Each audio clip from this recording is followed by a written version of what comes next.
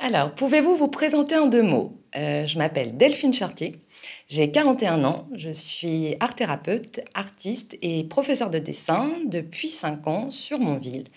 Et aussi atypique, je suis hypersensible, au potentiel et dyspraxique. Comme ça, c'est plus drôle. Voilà. Quel type de public accompagnez-vous?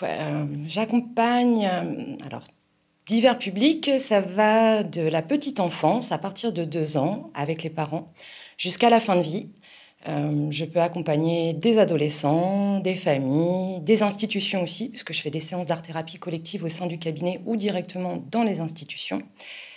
Et beaucoup, forcément, de profils atypiques qui viennent au cabinet parce que l'art-thérapie est une thérapie qui peut les aider sans utiliser la communication verbale, ce qui est très pratique. Quand vous accompagnez une personne, vous le faites seul ou avec d'autres professionnels. Je travaille en libéral dans mon cabinet, donc seul. Par contre, sur certains accompagnements, quand ça le nécessite ou quand l'accompagnement est pluridisciplinaire, je suis en lien avec les autres professionnels. Ça peut être des psychologues, des sophrologues, naturopathes, kinésiologues. On essaye d'utiliser plusieurs techniques pour vraiment que l'accompagnement soit le plus complet pour la personne. À quel moment êtes-vous sollicité? Pour les enfants, la sollicitation vient des parents quand l'enfant rencontre un problème, souvent à l'école, parce qu'il n'est pas compris par ses professeurs, parce qu'il a un petit peu du mal avec des émotions débordantes, qui peut être hypersensible et que le terme n'a pas été mis ou expliqué. Des adolescents aussi qui se sentent déjà un petit peu extraterrestres, parfois un petit peu plus extraterrestres que les autres. Des femmes, beaucoup de femmes qui se sentent, on va dire, dans la crise de milieu de vie, un peu perdues et à côté d'elles-mêmes. Et l'accompagnement en art-thérapie permet vraiment pour elles pour elles et pour eux, d'apprendre à se découvrir et se reconnecter à qui ils sont vraiment et à reconnecter leur âme d'enfant pour les adultes. Si vous aviez une baguette magique, que changeriez-vous dans la société? Donc par rapport à ma profession, l'image que l'on a de ma profession, l'art-thérapie, qui est assez méconnue et pour lesquelles les gens pensent qu'il faut être soit pas bien pour le côté thérapeutique, soit s'y connaître en dessin ou savoir dessiner ou peindre, ce qui n'est absolument pas le cas. Pour venir en accompagnement en art-thérapie, l'idée c'est juste d'en avoir envie et de faire les choses autrement que en psychologie ou en autre accompagnement et de se laisser aller. On ne fait pas que du dessin et on ne va pas représenter un buste, un nu, et surtout on n'est pas dans une attente esthétique de faire du beau ou d'avoir un résultat parfait. On est là juste pour être nous-mêmes et s'exprimer autrement. Et franchement, ça marche plutôt pas mal. Et si j'avais une baguette magique pour changer quelque chose dans la société, notamment par rapport à l'atypisme et tous les atypismes, parce qu'il y en a beaucoup, ce serait la tolérance. De faire comprendre aux gens qu'on est tous différents, qu'il n'y a pas des niveaux de différence, qu'on est tous des êtres humains, et peu importe. Et heureusement, c'est ce qui fait la richesse de notre monde, et d'arrêter de vouloir absolument mettre tout le monde dans les cases, et de faire en sorte que ça soit tout le temps pareil. C'est pas possible. La vie est différente, les gens sont différents, ils ont des comportements différents, une histoire différente.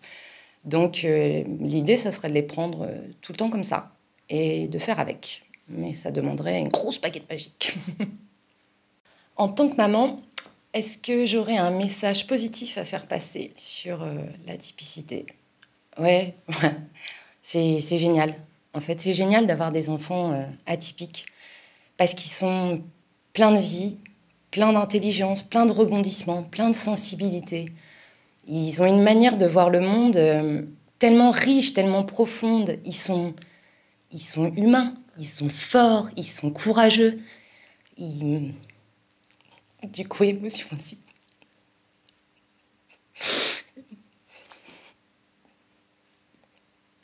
Moi, j'aurais aimé que mes parents considèrent mon atypisme. Alors, on m'a toujours mis l'étiquette de folle, de bizarre, de malade. Alors, extraterrestre, je l'ai jamais eu. Je crois qu'ils connaissaient pas ce terme-là. Et pour mes parents, j'étais juste une artiste. Ah, c'est son côté artiste. Sauf que c'est un côté artiste qui m'a fait énormément souffrir. Et j'aurais juste aimé qu'on me reconnaisse comme telle, qu'on m'accepte en fait dans toutes les facettes de ma personnalité, et pas juste le côté artiste qui dédouanait un petit peu tout et qui n'était pas du tout là à l'époque. En tout cas, qui n'excusait pas ça. Et j'ai appris avec mes enfants à être moi-même, 100% moi-même. Et j'apprends chaque jour à mes enfants à être eux-mêmes aussi. Et à s'accepter tels qu'ils sont. Et si les autres ne les acceptent pas comme tels, bah tant pis pour les autres en fait. Mais ils sont riches de plein de choses, ils ont énormément de choses à apporter au monde.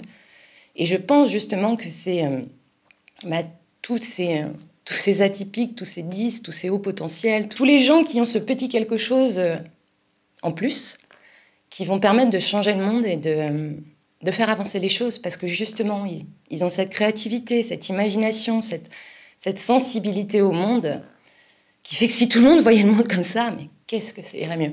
Vraiment, qu'est-ce que ça irait mieux? Donc si votre enfant est atypique, je sais que c'est pas facile, je le vis tous les jours, j'en ai trois atypiques. Mais c'est génial parce qu'on ne s'ennuie pas et que ça colore le monde d'une autre façon. Voilà, donc ça se fait très bien et c'est un beau parcours.